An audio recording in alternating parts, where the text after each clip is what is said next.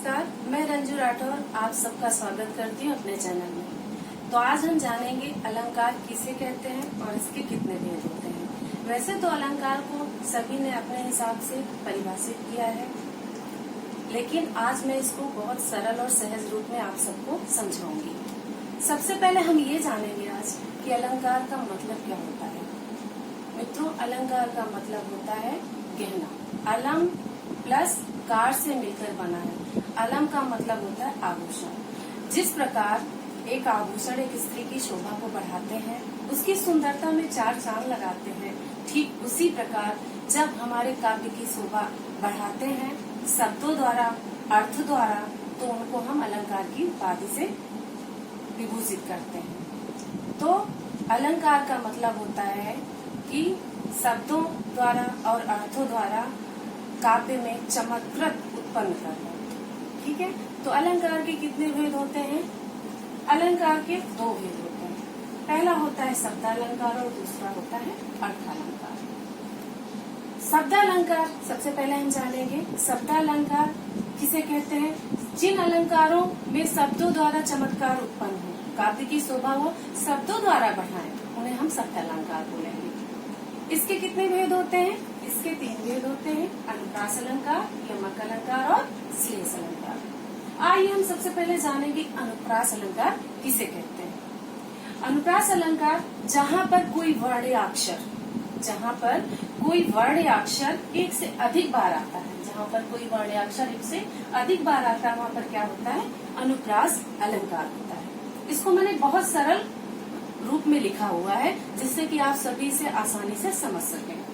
इसके कई एग्जाम्पल हैं और आपको हर जगह मिल जाएंगे। पहला है तरनी तनुजा तट तमाल तरुअर बहुछाए। इसमें ता वर्ण ता त त त त इसकी बार बार आवृत्ति हुई है, मतलब ये कई बार ये आया है। सेकंड है चारु चंद्र की चंचल किरणें खेल रही थी जल थल। अब इसमें चा जो वर्ण है, चा च और च, इसकी बार बार आवृत्ति हुई है, इसीलिए यहाँ पर अनुप्रास अलंकार होगा।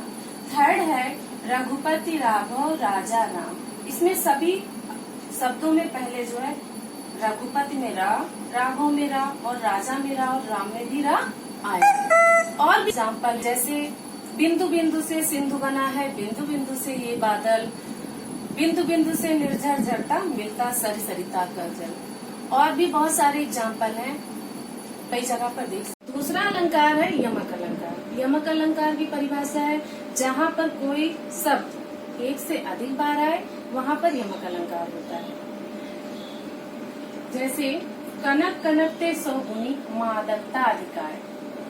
कनक, यहाँ कनक के दो अर्थ लिए गए। एक कनक का अर्थ होता है सोना और दूसरे का यहाँ लिया गया धतूरे से। सोना जो रहता है, इंसान आवश्यकता से अधिक पा लेता है तो उसका दिमाग काम नहीं करता, पागलपन की स्थिति हो जाती है।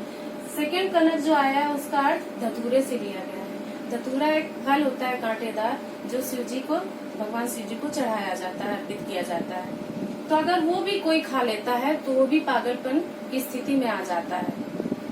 तो दोनों के अर्थ अलग अलग हो गए। या खाए बौराए नर या पाए बौराए, मतलब या हम सोना ज्यादा पा जाएंगे तो पागल हो जाएंगे, बौरा जाएंगे, बौराना मतलब पागलपन की स्थिति, और या धतूरा खा लेने पर पागलपन की स्थिति में आ जाएंगे। सेकेंड एग्जाम्पल है तीन बेर खाती थी वो, तीन बेर खाती थी। ये महाकवि भूषण की रचना है, एक छंद है उनका लिखा हुआ, जिसमें उन्होंने महाराज शिवाजी की वीरता का वर्णन किया है कि वीर शिवाजी के आतंक से जो मुगल रानियां थी, पहले तो वो 3 बेर खाती थी, मतलब जब वो राजमहल में थी तो 3 टाइम भोजन करती थी। बेर का मतलब यहाँ समय से लिया गया है कि वो 3 समय भोजन करती थी, लेकिन जब वो जंगलों में भटक रही थी तो 3 बेर खाती है वो, मतलब वो 3 बेर मतलब यहाँ बेर का अर्थ फल से लिया गया है कि वो सिर्फ 3 फल खाकर ही गुजारा कर रही थी। तो 2 बार बेर आए, लेकिन दोनों का अर्थ अलग अलग हो गया। एक बेर का अर्थ समय हो गया और दूसरे का अर्थ बेर एक फल का लिया गया है। थर्ड एग्जाम्पल है काली घटा का घमंड घटा। काली घटा, काली मतलब जब बादल छा जाते हैं, बादलों के समूह को काली घटा बोलते हैं। जब बारिश होने वाली होती है तो बादल खूब काले काले छा जाते हैं, तो वो बादलों का समूह कहलाता है। का घमंड घटा, घमंड जानते हो जो अभिमान होता है घमंड। घटा मतलब यहाँ से कम होने से, कि जो काली घटा का है, ये घटा मतलब जो घटा छाई है, और इस घटा का मतलब है कम होना, घट गया है। तो दोनों के अर्थ अलग अलग हो गए हैं।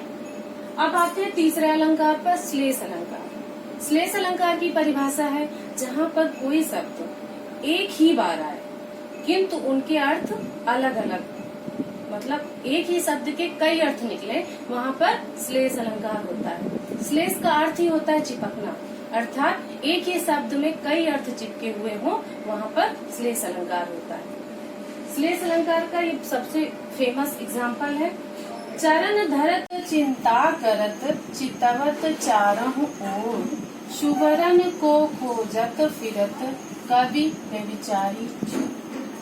देखो यहाँ पे सुवरन शब्द एक ही बार आया है, लेकिन इसमें कई अर्थ हैं सुवरन के। सुवरन को कौन कौन खोज रहा है? कवि भी, व्यभिचारी भी और चोर भी। ये तीनों जो है सुवर्ण को खोज रहे हैं, लेकिन तीनों का अर्थ अलग अलग। सुवर्ण, सुवर्ण से मतलब होता है सुंदर अक्षर, वर्ण या अक्षर, है ना। तो कवि जो है अपनी कविता के लिए, अपनी रचना के लिए सुंदर अक्षर खोज रहा है, क्योंकि अक्षर से ही मिलके शब्द बनते हैं।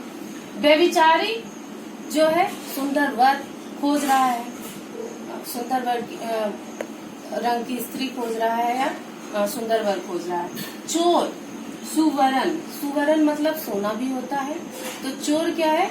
सुवर्ण खोज रहा है, सोना खोज रहा है कि मुझे सोना किसी तरह से प्राप्त हो जाए। तो एक ही शब्द है, लेकिन उसके अर्थ तीनों के उसमें भिन्न भिन्न है, इसलिए यहाँ पर कौन सा अलंकार है? श्लेष अलंकार है। ये दूसरा जो एग्जाम्पल है, ये बहुत ही प्रचलित एग्जाम्पल है, लेकिन इसमें बच्चे बहुत कंफ्यूज भी होते हैं। तो मैं आप सबकी आज वो कंफ्यूजन दूर करूंगी कि आप सब क्यों कंफ्यूज होते हो। ज्यादातर एग्जाम्पल में श्लेष अलंकार के दिया रहता है, रहीमन पानी राखिए बिन पानी सब सून, पानी गए न उबरे मोती मानुस चून। तो जो पहली लाइन है, रहीमन पानी राखिए बिन पानी सब सून, तो पानी शब्द कई बार आया है। तो इसकी परिभाषा क्या है? जहाँ पर कोई शब्द एक ही बार आए किंतु उसके अर्थ एक से अधिक हो, वहाँ पर श्लेष अलंकार होता है। लेकिन पानी पानी पहली लाइन में 2-3 बार आया है, इसलिए पहली लाइन आपको बता दूं कि पहली लाइन उसका उदाहरण नहीं है, ये जो सेकेंड लाइन है वो है श्लेष अलंकार का मेन एग्जाम्पल। ठीक है, पानी गए न उबरे मोती मानुस चून।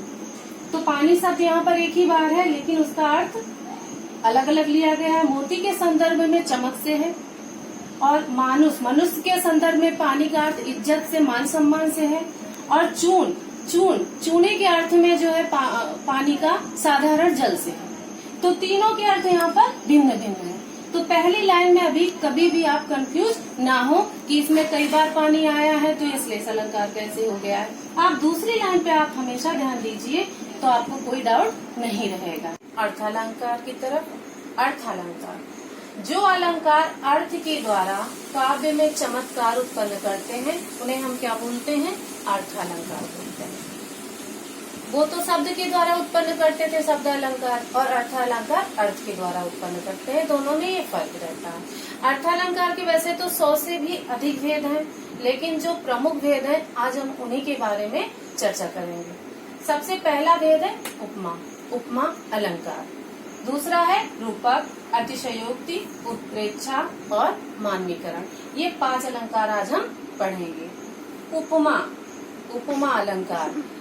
उप का अर्थ होता है समीप से, और मा का अर्थ होता है तौलना या देखना। अतः जब दो भिन्न वस्तुओं के बीच आपस में समानता दिखाई जाती है तो वहाँ पर कौन सा अलंकार होता है? उपमा अलंकार होता है। जब दो भिन्न वस्तुओं के बीच, इतना याद रखना, मेन चीज क्या है, जब दो भिन्न वस्तुओं के बीच क्या दिखाई जाती है? समानता दिखाई जाती है। ठीक है, अब इसके कितने अंग होते हैं? उपमा के 4 अंग होते हैं। बाद में मैं उपमा अलंकार की वीडियो अलग से डालूंगी, तो आप सब उसमें देख लेना, क्योंकि इसकी डिटेल्स बहुत लंबी है। तो उपमा हम शॉर्ट में आज आप अभी बता रहे हैं। उपमा के 4 अंग होते हैं। सबसे पहला होता उपमेय। उपमेय मतलब जिसकी उपमा दी जाए। उपमान, जिससे उपमा दी जाए, वाचक वे शब्द जिससे उपमा क्या की जाती, प्रकट की जाती है ना। साधारण धर्म, धर्म का क्या अर्थ होता है, प्रकृति या गुण। तो धर्म का अर्थ होता है प्रकृति या गुण। तो उपमेय और उपमान में जो विद्यमान होता है समान गुण को ही क्या कहा जाता है, साधारण धर्म कहा जाता है। जो उन दोनों उपमेय और उपमान के बीच में कौन सा गुण, जो समान गुण विद्यमान रहता है, उसको हम क्या बोलते हैं, साधारण धर्म बोलते हैं। अब हम उपमा अलंकार को कैसे पहचाने उसको जानेंगे। उपमा अलंकार को पहचानने का सबसे सरल तरीका है कि सम, सी, सा, सरिस आदि शब्द आते हैं जो कि वाचक शब्द होते हैं। इसको हम आसानी से पहचान सकते हैं कि हाँ इसमें उपमा अलंकार है। जैसे पीपर, पात, सरिस, मन, डोला। अब देखो इसमें सरिस आया है जो कि यहाँ पर भी मैंने बताया है, तो सरिस। तो इससे आप सिंपल सा पहचान सकते हो कि हाँ ये उपमा अलंकार का एग्जाम्पल है। अब इसका अर्थ क्या होता है, पीपल के पत्तों के समान मन के डोलने का वर्ण। इसमें समानता किसको बताई गई है, मन को पीपल के पत्ते, जिस प्रकार से पीपल के पत्ते लहराते हैं, डोलते हैं, उसको उसी प्रकार मन को डोलने का वर्णन किया गया है। दूसरा एग्जाम्पल है, उतर रही है संध्या सुंदरी परी सी। अब देखो इसमें सी आया है, सी से हम आसानी से पहचान सकते हैं कि उपमा अलंकार का एग्जाम्पल है। तो संध्या सुंदरी को किसके समान बताया गया है, परी के समान बताया गया है ना। तो थर्ड एग्जाम्पल है, तब बहता समय सिला सा जम गया। अब इसमें सा के द्वारा हम पहचान सकते हैं कि ये उपमा अलंकार का उदाहरण है। समय को किसके समान बताया गया है, पत्थर के समान समय को जमने के लिए बताया गया है। तो यहाँ पर ये उपमा अलंकार, ये 3 एग्जाम्पल हमने दिए हैं, और भी बहुत सारे एग्जाम्पल हैं जो कि आपको मिल जाएंगे। दूसरा अलंकार है रूपक अलंकार। देखो रूपक अलंकार जब उपमेय और उपमान में कोई अंतर नहीं होता, जिस वाक्य में भी, जहाँ पर भी उपमेय और उपमान में कोई भी अंतर ना प्रतीत हो, बिल्कुल ना लगे, वहाँ पर आप समझ लो कि रूपक अलंकार है ना। जहाँ पर दो वस्तुओं में बहुत अधिक समानता के कारण क्या होता है, एक वस्तु को दूसरी वस्तु का रूप दे दिया जाता है, वहाँ पर क्या होता है, रूपक अलंकार होता है। जैसे चरण सरोज पखारन लागा। और एक चीज आप याद रखो, यहाँ पर जब हम अर्थ निकालते हैं उस एग्जाम्पल का, तो उसमें रूपी शब्द का प्रयोग जरूर होता है। तो चरणों को क्या, सरोज, कमल। तो चरण रूपी क्या माना गया है, सरोज। कमल को, चरणों को क्या माना गया है, कमल रूपी। तो इससे आप अंदाजा लगा सकते हो कि ये रूपक अलंकार है। शशि मुख पर घूंघट डाले। अब ये जो मुख है, मुख को शशि, चंद्रमा के समान बताया गया है ना। तो शशि, चंद्रमा रूपी मुख पर घूंघट डाले हुए। तो दोनों में हम अर्थ निकालने पर रूपी शब्द का प्रयोग करते हैं, इसलिए यहाँ पर रूपक अलंकार है, इसको हम आसानी से समझ सकते हैं। तीसरा अलंकार है अतिशयोक्ति अलंकार, जो कि अपने नाम से स्पष्ट है कि जिसको आवश्यकता से अधिक बढ़ा चढ़ाकर बताया जाए, जिसमें हम अतिशयोक्ति करें, मतलब जिससे हमें आपत्ति हो, है ना। तो जहाँ पर किसी बात को बढ़ा चढ़ाकर प्रकट किया जाता है, वहाँ पर अतिशयोक्ति अलंकार होता है। मतलब जरूरत नहीं रहती, आवश्यकता से अधिक वहाँ पर उस बात को बढ़ा चढ़ाकर कहा जाता है, तो वहाँ पर कौन सा अलंकार होता है, अतिशयोक्ति अलंकार होता है। अतिशयोक्ति अलंकार के बहुत सिंपल से एग्जाम्पल है जो कि बहुत फेमस है। हनुमान की पूंछ में लगन न पाई आग, लंका सारी जल गई, गए निशाचर भाग। मतलब उनकी पूंछ में, हनुमान जी की पूंछ में आग भी नहीं लगी और लंका भी जल गई, और सारे राक्षस, निशाचर मतलब होता है राक्षस, और सारे राक्षस भी भग गए। मतलब आवश्यकता से अधिक बढ़ा चढ़ाकर वर्णन किया गया है। तो यहाँ पर अतिशयोक्ति अलंकार है। एक और मैंने लिखा है, हाथ में तलवार देखी वीर की तो सैकड़ों हाथी गिरे बेहोश होकर। मतलब जो वीर थे, वीर पुरुष, उनके हाथों में तलवार ही देखकर हाथी बेहोश होकर गिर गए। मतलब यहाँ पर उन्होंने युद्ध ही नहीं किया और हाथी बेहोश हो गए केवल तलवार देखकर। तो यहाँ पर भी आवश्यकता से अधिक बढ़ा चढ़ाकर इस बात को प्रकट किया गया, तो यहाँ पर भी अतिशयोक्ति अलंकार है ना। चौथा आते हैं हम उत्प्रेक्षा अलंकार की ओर। उत्प्रेक्षा अलंकार जहाँ पर उपमेय में उपमान की संभावना या कल्पना प्रकट की जाती है। ये मैंने लिख भी दिया, जहाँ पर उपमेय में उपमान होने की संभावना या कल्पना की जाती है वहाँ पर क्या होता है, उत्प्रेक्षालंकार होता है ना। और इसकी पहचान है, पहचान देख लीजिए। मानो, मनो, मानो, मनु, मनु, जानो, इव, जनु, जानहु, ज्यों आदि शब्द अगर किसी अलंकार में आते हैं तो कौन सा अलंकार होता है, उत्प्रेक्षालंकार होता है। पहचान से क्या होता है, ये आपको वर्ड याद रहते हैं तो आप एक इजी तरीके से आप पहचान सकते हो कि ये उत्प्रेक्षालंकार है। जैसे उस काल मारे क्रोध के तन कांपने उनका लगा, मानो हवा के वेग से सोता हुआ सागर जगा। मतलब उस समय उनका क्रोध इतना ज्यादा था कि उनका शरीर कांपने लगा। किस प्रकार, जिस प्रकार सोता हुआ सागर प्रलय बचाने के लिए आ जाता है, मानो हवा के वेग से सोता हुआ सागर जगा। तो मतलब सागर को में संभावना किसकी प्रकट की गई कि वो प्रलय बचाने के लिए आ रहा हवा के वेग से, है ना।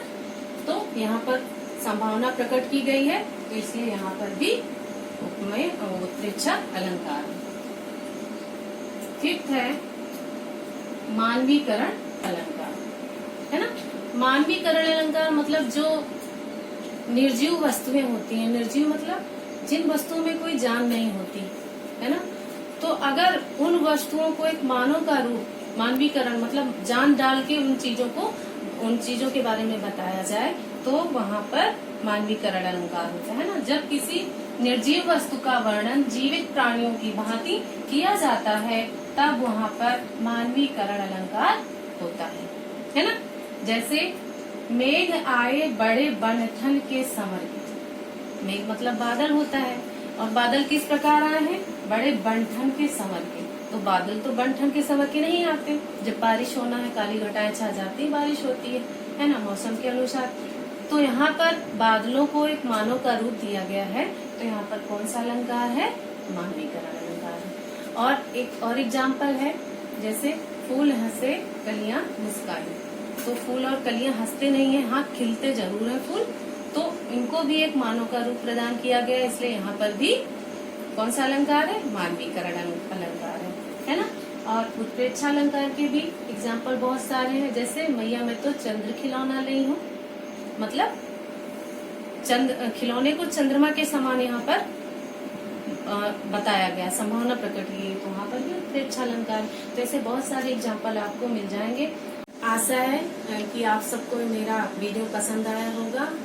मैंने पूरी कोशिश की है कि मैंने इसे सरल शब्दों में समझाने का पूरा प्रयास किया है।